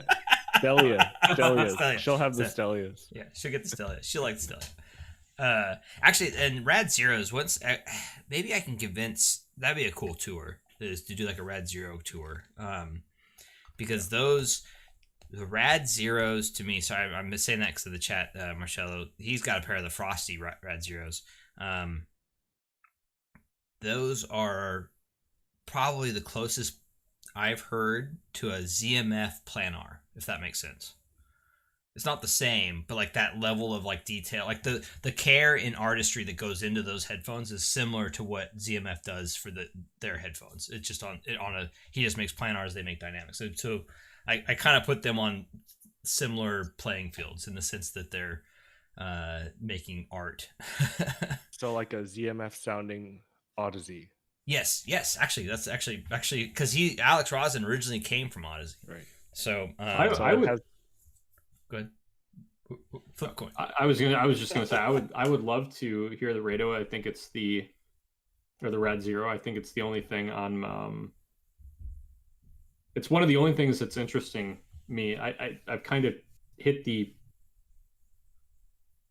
end of the road. Yeah, end of the road for what's interesting me in headphones at the moment. Well, that's when you start diving into amps and like. Yeah, I mean, well, there's so many. There's a lot of headphones, right? But a lot of it can be. Oh, well, I've heard a lot this year, and especially, and a lot of it can just be boiled down to. But yeah, hearing anything in the planar space that has more of a natural timbre to it, I'm very much interested in eventually hearing. DB, what were you about to say? I don't remember. But I guess you haven't tried Stacks yet. Stacks, those are. Oh man. See, I think Stacks are fantastic, but it goes back to what you're talking about, DB, where it's like there's so, and I call it the barrier of entry, right? Like, and same with the SR1A. There's a bit of this too with the Stacks, where it's like you have to make sure that they have the dust cover. Not always. I mean, it's kind of like the dust covers aren't really as big of a deal, but you still do need to maintain like certain aspects, right? They need a very specific amp. They need a very specific cord. They need a very specific setting where you have to put them in the cover.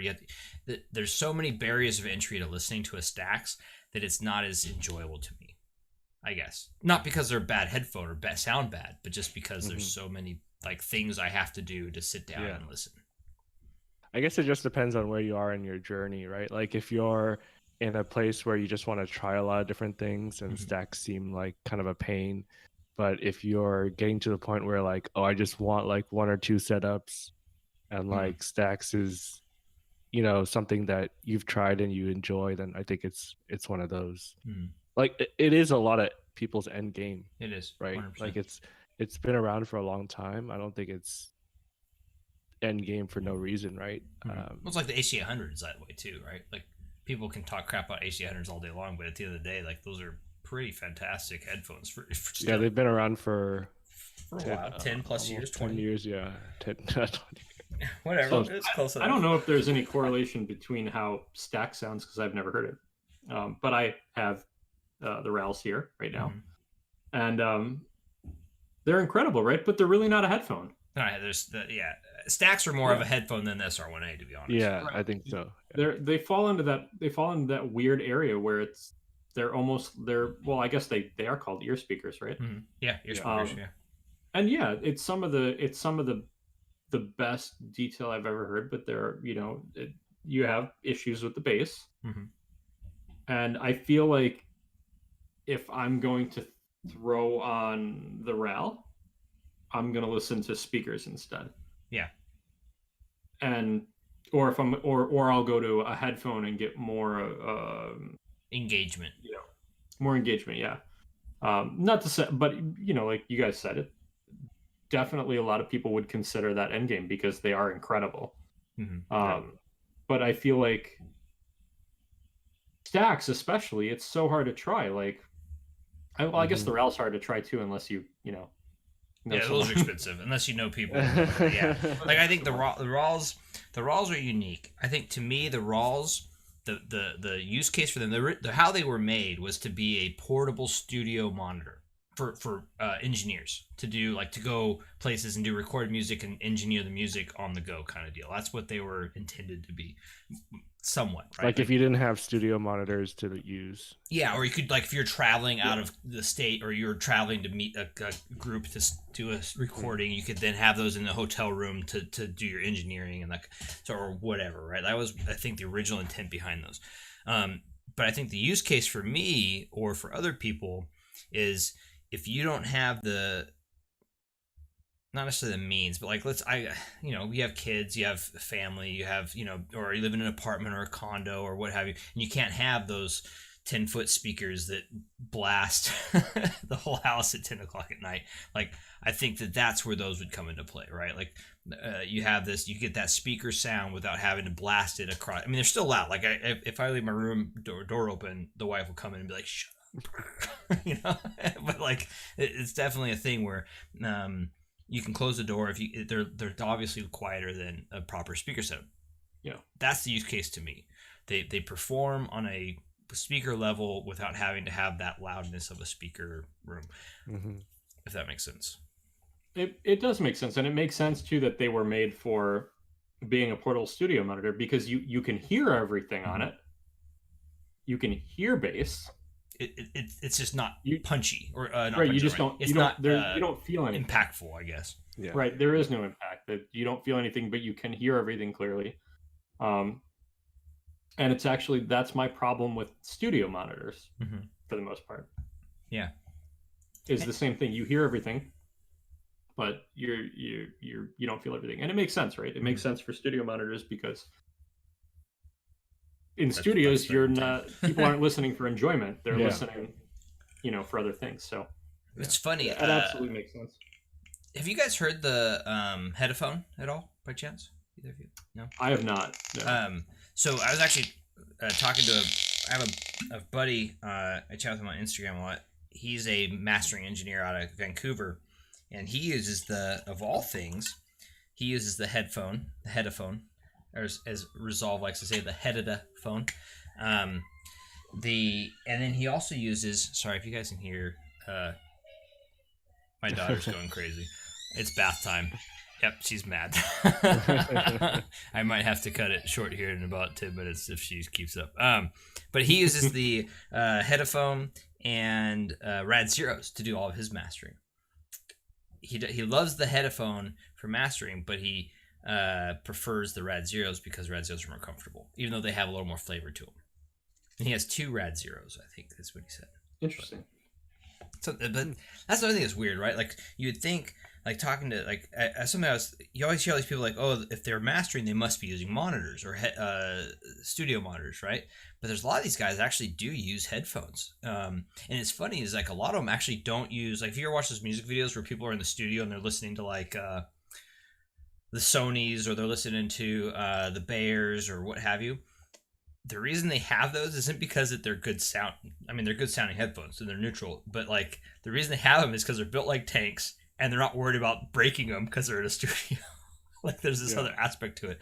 But a lot of the guys I talk to that actually use for mastering, they actually have high end, nice. He has a Tours. He really liked the Tours, but he said even those are a little too colored for him for mastering, which is interesting. So yeah, I mean, I think like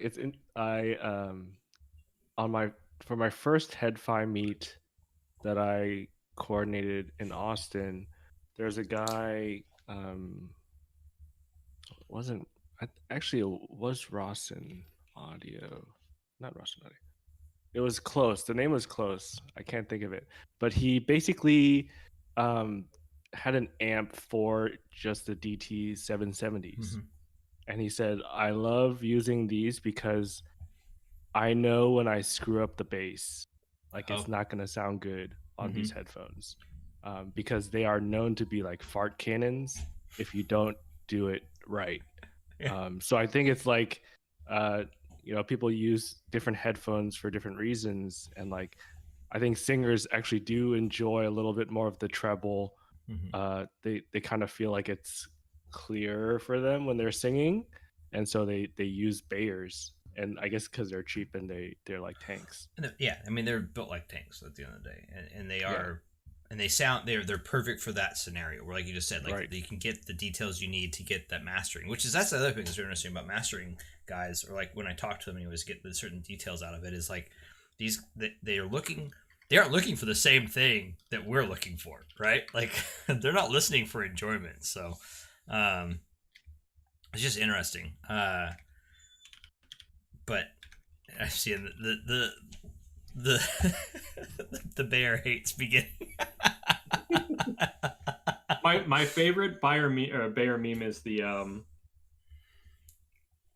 Shining, the Here Comes Trouble. Oh, that's my favorite one. I mean, so this is actually very interesting. This is something I wanted to ask you guys, both of you, because actually you guys are both perfect for this too, in the sense that you like, especially you've distilled down your preferences, right? You both know generally, well, everyone usually does, especially at this stage. You spent the money where you're at spending and the time listening to know what your preferences are. Synergy. Like, I don't think enough people pay attention to synergy. From the chain, right? The DAC to the amp to the headphones, and then how that all comes together to give you the experience that you're actually looking for, right? Like, people need to pay more attention to that. Like a THX DAC or amp, THX DAC. Well, actually, you could say that too, but like a THX amp with a ESS Saber DAC, like a Mytek or something like that, and a Bears, you're gonna be like, why I'm like my ears are bleeding. Like it's, you know what I mean? Like, but then you could take that same Bayer headphone, put them on a tube amp or like and then like a Burr Brown DAC, and it might become a nice, enjoyable listen, right? Like, so, right. Yeah. Like it's so quick. 30-second story time. I've always been a speaker guy. And I really only got into headphones this year, beginning of this year. And I looked for a lot of the numbers, ratings, things like that. So I went to a site I won't name, and started reading measurements and those types of science reviews. And I bought all of these things, these cheap things, good numbers, things like that. And I had buyers, and my music sucked. All my music sounded bad. But it measured amazing. Right, but then I, then I started thinking, there's something wrong with me. There's something wrong with my music. I didn't get I don't have audiophile music, so Did I download the wrong file? Right, I was not listening to enough well-recorded jazz, so or classical. So I went and searched for that music, and that didn't help. That was It just still as bad. hurts. It still hurts. Yeah, Why? and then I went searching for something else, and you know, the chain absolutely matters. You know, you get a DAC with a slight warm coloration, an amp with a slight warm coloration, and some warm headphones, and it might be the most boring way to listen to music.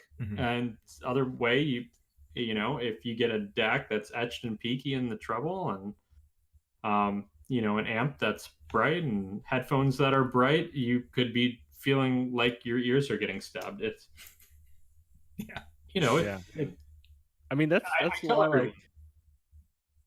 Go ahead. Go ahead. Sorry.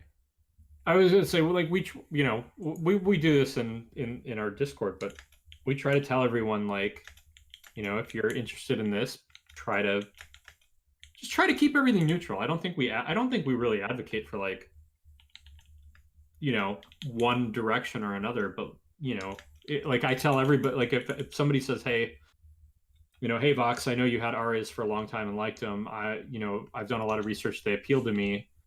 But I'm thinking of getting all these other things that, you know, have been known to be etched and bright. And then we instantly shit on them. And no, you know, but I'll say, like, you know, these are good, but stay away from this because you might have a bad time, and you don't want anybody to be disappointed, right? Like, people spending money on this, they want to be wowed. You want them to have a good experience. And when I said shit, by the way, I meant SCHIIT. Just to be clear.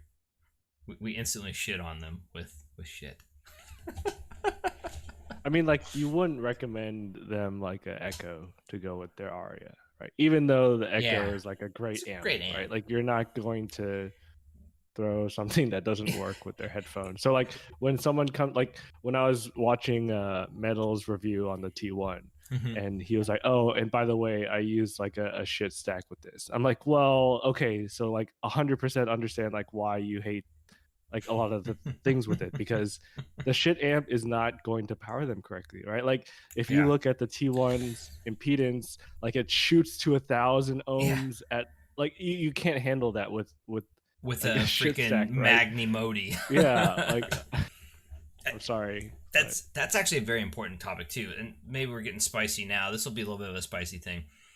I think that when people review things or are talking about things, especially like that, TV, what you're talking about, they need to tell you what they're listening with, like what their chain is, because that factors heavily into their experience with that piece of gear, both anywhere in the chain, right? So if it's a DAC and you're reviewing an amp and then headphones, you need to say what your DAC is and headphones are. Well, hopefully they can see it, but it matters, because that's going to factor into how those persons experience it. Also, what your preferences are, if you know what your preference, everyone knows I'm a ZMF shill. I'm openly, I mean, I don't know where people would understand like why people would think I'm a ZMF shill, but I mean, I'll say it. I'm a ZMF shill to a little degree. In fact, I have these excellent coasters I'm using right now. That's why, jokes aside though, like, you know, you people will know that my preference will be that, right? Like, when I say my favorite headphone is these, they know, like, that's my preference, right? And when I compare something, they know that that's what I'm comparing against, to some level, or I'll even straight up say, like, I'm comparing against this. You know, I think that's important, like, to give that understanding of what you're listening to or what their opinions are, because some people like some people love stabby stuff. I don't know who would love stabby stuff in their ears, but I mean, it's a thing that people love. But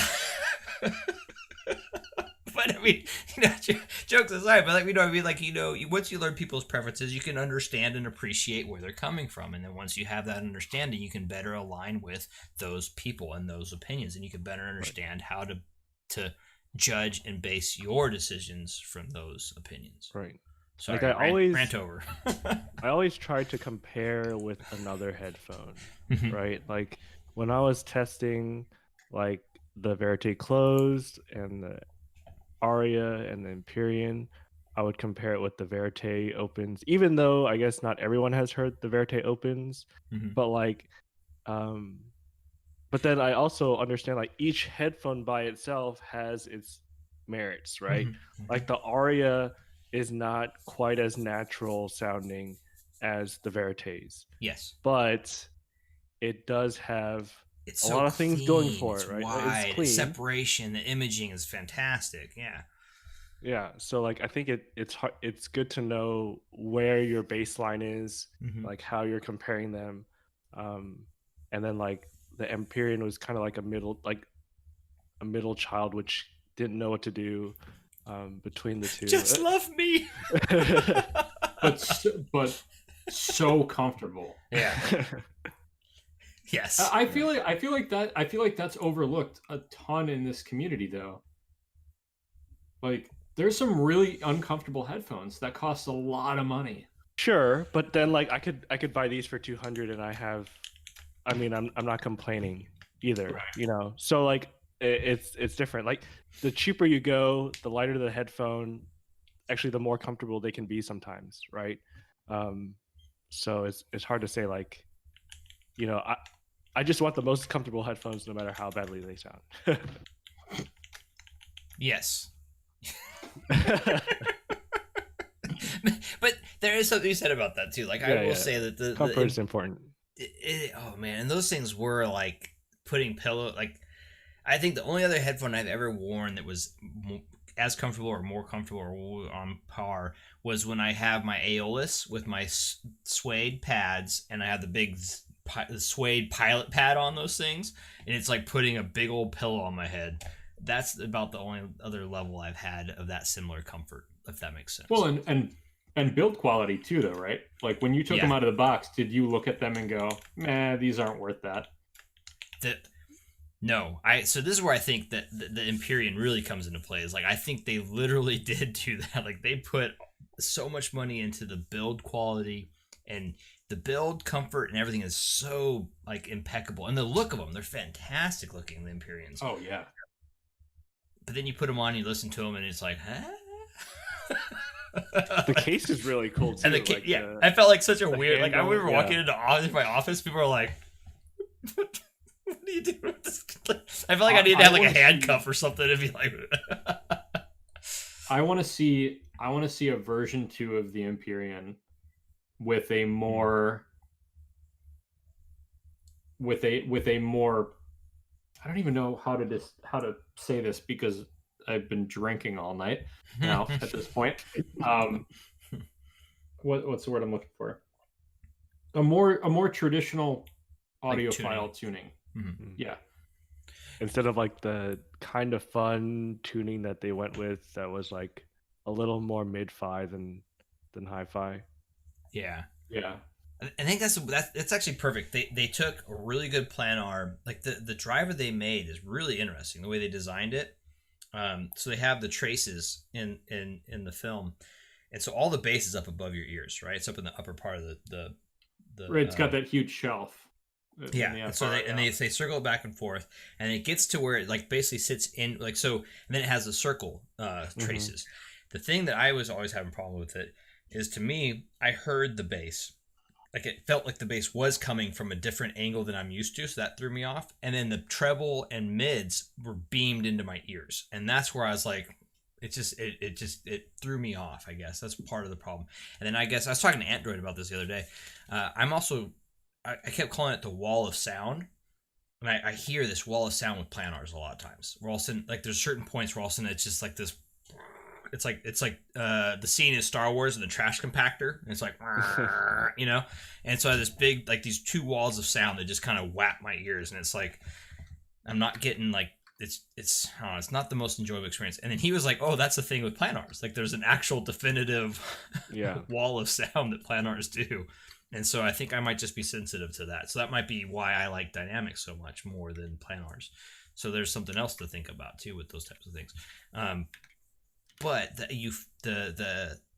I'm also drinking, so my brain's going ADHD on me. But like, what my point was, ramble aside, was that I think that the Empyrean is just what you guys said. It's this really mid-fi sound in this hi-fi body. So, Vox, would you buy an Empyrean body with a Diana driver in it? Ooh. Oh, 100%. That would be to me the nice. best planer ever. That would be. So yeah, back to the beginning, full circle here. The Diana driver is incredible. The Diana V2 is insane. It's everything else that's total junk. Everything about the Empyrean is incredible. Build quality is amazing, fit's amazing, comfort's amazing. Two sides of the same coin. Their Empyrean sins are not as bad as Diana sins. Yeah, I was gonna say Diana is active, to me anyway, is actively uncomfortable and a terrible design around everything else other than the driver. The Empyrean at least sounds like, in my opinion, a 12 to, even stretching it a bit, maybe $1,500 headphone, right? So you could make the argument that you're getting the sound of a $1,200 to $1,500 headphone, but you're getting $6,000 build quality and comfort, which equals out to about $3,000, right? Like you can justify the Empyreans, and for some people, who I suspect that the way the driver works and the way the sound's delivered, I suspect that some people don't experience the same things with Empyrean, right? Like Tyler, you and I kind of experienced similar things where like the treble felt like it was beaming directly into the ear, and everything else with the imaging of the lows where it's kind of, it's like this weird, like it's came from a weird direction, hovering, right? Yeah. But I feel like because of ear shape, some people don't experience that. Some people are some like, people enjoy it. Some people like totally normal, and that's fine. Like at the end of the day, here's the other thing I'm always big fan of, and you guys can kind of speak on this to some level too, and it's big on SRAF too, is if you like it, who gives a rat's ass what I think? Like, who cares what any of us think? Like, if you like it, then dude, be happy, and who gives a rat's ass what this random person on the internet is saying about it? Because I think at the end of the day, that's the most important thing. If it makes you happy, then it's the best thing in the world. We're pretty brutal in SRAF with each other, with the memes. Yeah, sarcastic fun. I mean, that's why. Right. Yeah, but it's always in good fun. Everybody, at the end of the day, we just want everybody to get something that they can be happy with, because that's what it's about. It's not about numbers on a page or internet points, right? It's about feeling happy with where you spent your hard-earned money. Yeah. And just don't buy THX. Don't buy THX or HiFi, man. Yeah. Hot take on the THX. I think the THX is fine. THX is a amplifier. Great entry point into audiophile. I think it's a fine $200-$300 amplifier. If you're more of an analytical studio type and you want something for $200-$300, but I think knowing what I know now, if someone asked me if they could pick between a THX though and like even an L amp or like a Asgard 3 or something. Asgard 3, yeah, I would be like, go that route. Don't just ignore the THX. Yeah, but I mean, like, I think the problem with the THX for me is that it's dubbed as giant killer thing. Yeah, it takes down the entire audio industry, and you're a fool if you spend more than that. That's the science behind it. Davey, you're about to say something. What's up, my man? On the THX stuff. I don't remember now. No worries. So I'm gonna have one more hot spicy take, and then I'll let you guys go to bed and get going. And we'll have one more conversation, maybe a couple more questions. But thoughts on, because you all have had them at some point in time, both of you. And in fact, I think Vox still has. I don't know if the Aria is different, but I know that a lot of the HiFi men is the recycling that HiFi men does for the cables. I'm not a big fan of the fact that they recycle catheter tubes, man. I'm just sorry. I'm just not. That's a big turnoff for me. I promise spicy. We promise spicy. I'm being spicy. I feel like you're spicy adjacent. We're just crapping on a cable that comes with a headphone. But yeah, it's bad. Yeah, it's bad. It's definitely bad. Honestly, though, the heart cables that Oh, yeah, Vox those shipped with Oh, them. God. Those were pretty bad. heart, Not heart. bad. Yeah, I see. I have a pair of hearts up there with you.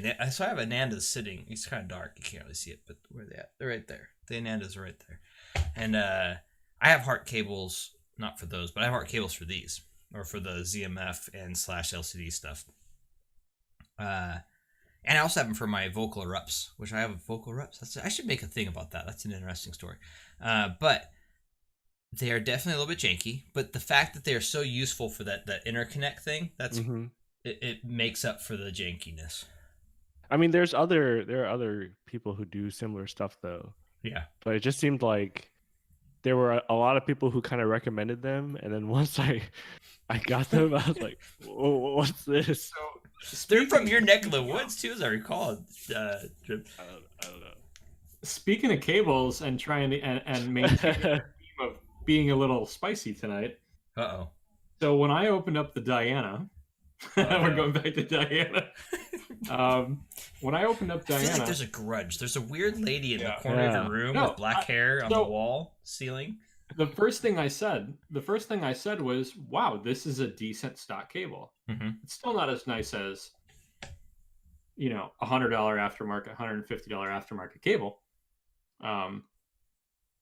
But I was like, "Wow, this is a nice cable."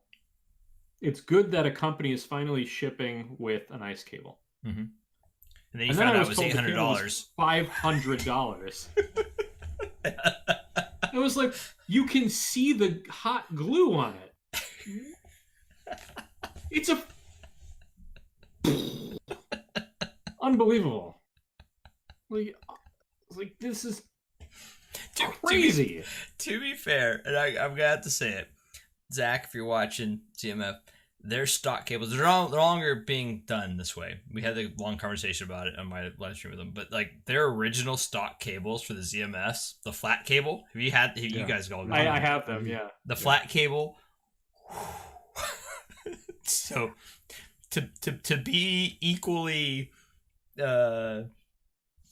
I don't want to say, to be fair. I'm just gonna say with that the ZMF flat cable is not. I 100% recommend the $60 upgrade for the OFC cables.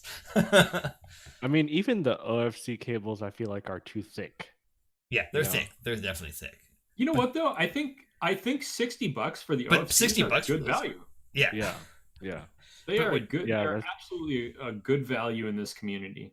But that means like their stock cable was even cheaper. Yeah, that means their stock cable was like, that's what I'm saying. It's like, oh, I love you, but oh. I mean, I think like in the keyboard, since we're in the keyboard hobby, we kind of have an idea of how much things can cost when you order in bulk. And I think like when you're paying how much you're paying for these, I think, yeah, I agree. They should come with a better cable. Yeah, right. And they do now, and they definitely have taken that criticism from. And have you guys seen? Well, you must have gotten the new cable, didn't you? Yeah, I actually got the new cables. Yeah. So how are those? I don't have them. So they're still in the box. I can go grab them. Another company that is guilty of really crappy cables, but packaging them incredibly well to make them look nice is Focal. Oh, so Focal has beautiful cables, and they're decently made, but holy janky Batman. Like those things, like you could like hold them up and it would still stick out straight. Like it's like they starched the crap out of them. It's like, okay. Yeah. The first time I listened to Utopia, I was like, why is it choking me? And I had put the connectors into the headphone, and in between that and plugging it into the amplifier, they had wrapped and coiled because they hold their shape. It's like a small crazy midget on your back. Just yeah, I mean, like this cable. I don't know if you can see it on stream, but you can actually still see. Like this headphone has been around the block. It's like they starched the crap out of them. You can see like this cable has gone through at this point. You are the I think 8th or 9th person to have them. Yeah, like look at this. It's just tangled here for no reason. There's no reason for it to be tangled. It just is on its own. I use my cables. Actually, who has my cables right now? Elnrick, Marcello. Elnrick made them. Elnrick made my cables that Marcello has right now for my ZMF opens, my Verite opens, and they are fantastic. He did a good job, and they're very similar. They're if you have you seen what's the name of them? It's the I'm blanking. I haven't bought a pair from a while, but it's like everyone buys them. It's the classic. They're real cheap. His are better than theirs, and they're fantastic. They're basically the same kind of deal, though. He does a really good job. But it's these things. Sorry, I'm wearing PJs. Don't mind the PJs. They're just like the standard cables. These are the other ones. Why am I blanking on the name of these? or whatever? Periat. Periat. Thank you. Periat. So I think Elric makes his own cables, and they are Elric. I'm not trying to be a jerk here, so don't hate me. I love you. They're similar styling, but I think his cables have less of the jank. They're better. They're better made than the Periat. He should make some Utopia cables then. Yeah, those are so expensive to find. And he can't. Yeah, I was looking for them. They're not hard to make. I mean, these things were $100 for me, and actually, I bought these for. Well, but the Utopias have the Limo connectors. Oh, that's true. The Limo, those are expensive. There's a lot of cable companies that don't make the Limos an option until you get into their higher end cable lines. Mm-hmm. So like they'll have like, their $150 cable, their $250 cable, and then their $500 cable, and they only offer the Limos on their $500 cable. And I looked at multiple companies. I need to reach out to Audiophile Ninja on Etsy. Oh, I love that. The cables you had with your Aria? Yeah. Oh, dude. Those were fantastic. Except for the fact that you didn't like that you did the weird not marked thing. No, he asked me when I got the cable made if I wanted it unmarked, and he said that the heat shrink that he puts on the Y splitter always the graphic, the little Audiophile Ninja always faces forward. So the way you would see it is you'd face it forward. And when I got him, it was like spinning on that thing. So I was that's the problem. So now I've marked it because it fell off, and it's unfortunate because I really actually like the little Ninja Ninja graphic. Did it actually fall off? You could take a heat gun. I bet you slid completely off. So I have to figure out. You just put it back up on top of it, the split, and get a heat gun, and then run a heat gun on it. I think the problem is he uses glue on the heat shrink, and that glue has basically evaporated. So I think I have to figure out a way to get more adhesive in and then get it back on. Android, he's not listening, right? He's probably went to bed, but Android is a materials engineer, and his specialty is glue. So maybe we can ask him. Aircraft level, as a matter of fact. He makes planes. Rick says Focal makes the cable out of boa constrictors and the price reflects it. True. Basically. So yeah, I think with that funness, I don't want to hold you guys up too much. I can hear El Jefe. I'm pretty sure. What any last concerns? I about said something I shouldn't have said. Any last questions for us? And we should do this again. This was fun. I really enjoyed this with you guys. You guys are awesome. Maybe we'll have to do like a full on, make it a regular thing, and maybe do like another fun SRAF thing, or maybe include some more SRAF guys in here because you guys. You know who we need to get on here? You need to convince BHK Ben, the other Ben, because we had Ben here as well. Yeah, we need over there, I guess. We need to get the other Ben on. We need to have the super 100%. Spicy takes. we need the logic. We need to be DB'd, and then we need to be logicked. And then we should have Canada in to make sure everyone's nice. Yeah. Can't be friends.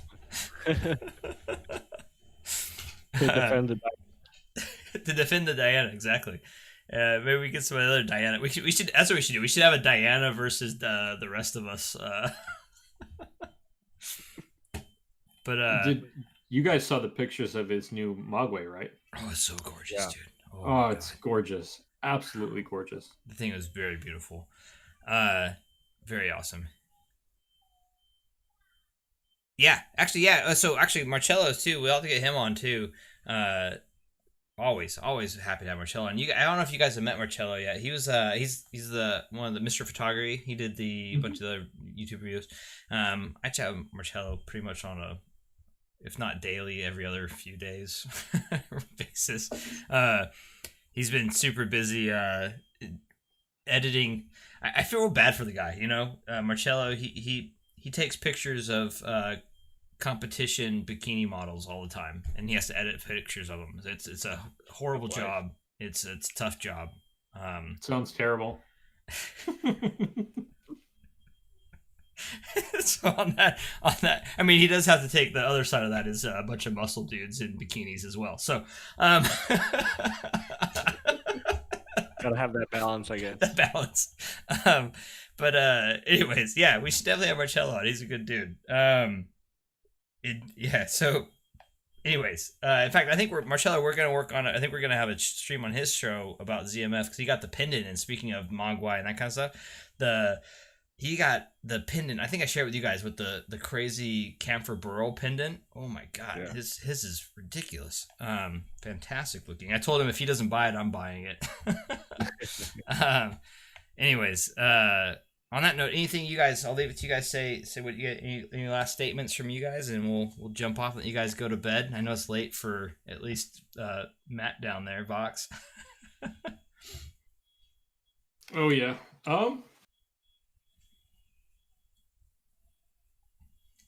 I got nothing. No worries. Not much from me either. Just want to say congrats to Matt for a good group buy this past Saturday. Thank you. It's only been a day. So sexy. Exciting stuff. Very exciting. Yeah. Thanks, guys. So keyboard world, everyone. I need to be better about putting your guys' stuff in. I put your guys' links to their websites and their Instagrams. Everyone, if you don't know, to their keyboard with the keyboards they make and everything. Fantastic. I have the Austin. It's my first ever lubes and filmed board I've ever done. And it's I had somebody that's never had a custom keyboard in their life, and he came over and he was chatting with me. And I was like, "Oh yeah, check out this keyboard I just made." And he was like, "This is the best thing I've ever typed on." It's like so there's something to be said for sure about having a custom keyboard with that, where you take the time to lube and film, and definitely something to be had. Yes. Real quick, Elnick says the 3F. We are on the look for the 3F. Once they come back, that's something that I want to do a T4 3F stack. I think that would be my in-game stack. Oh yeah. So Elric has that, by the way. How many T4s do we have?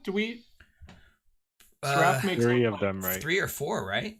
You, me, we have like 30% of the entire production run or something. And Elric, Elric does have. I don't think Elric does, but yeah, we do. We definitely. Oh no, Elric does have one. Elric has one as well. He is actually very interested if we decide. So Elric Vox Matt is who we were talking about doing potentially a T4. I'm going to put you on spot, Johnny, on the spot.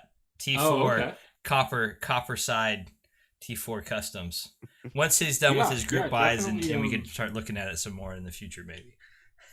Yeah, I think over the holidays I'll have some more time to looking into do stuff like that. But I absolutely want to make copper sides on the T4 for it. Yeah, and we have a production run coming up right now, so it's a good time to throw some extra stuff on there.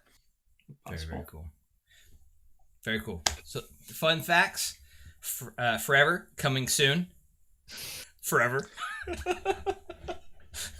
180 happening now, or too late. Sorry. Too late. But definitely go check out these guys' keyboards. They're fantastic, and I must say it's oh my gosh! Like once you get into that, it's like the equivalent of ZMF for keyboards what these guys are doing. So definitely keep an eye out for that stuff. Bloodwood side panel for T4. Ooh, that sounds sexy. Right? So, anyways, before I'm gonna let you guys go. As my wife always jokes, she's like, "You say goodbye for like 20 minutes. Like, shut up and say goodbye already." I'm sure she's laughing at me right now. So, anyways, everyone, it was fantastic. We need to do this again. I think it should be a regular occurrence with you guys if you don't mind. I think it's fun. It's a blast. So, we'll chat later, and we'll definitely be on the Discords and chatting all that fun stuff. So, you guys have a great remainder of your Sunday night and a great start to your Monday, and as well with the live chat. Thank you for joining with us and chatting with us and having a hi-fi after dark. So, everyone, all right, it was a blast. Thank you so much.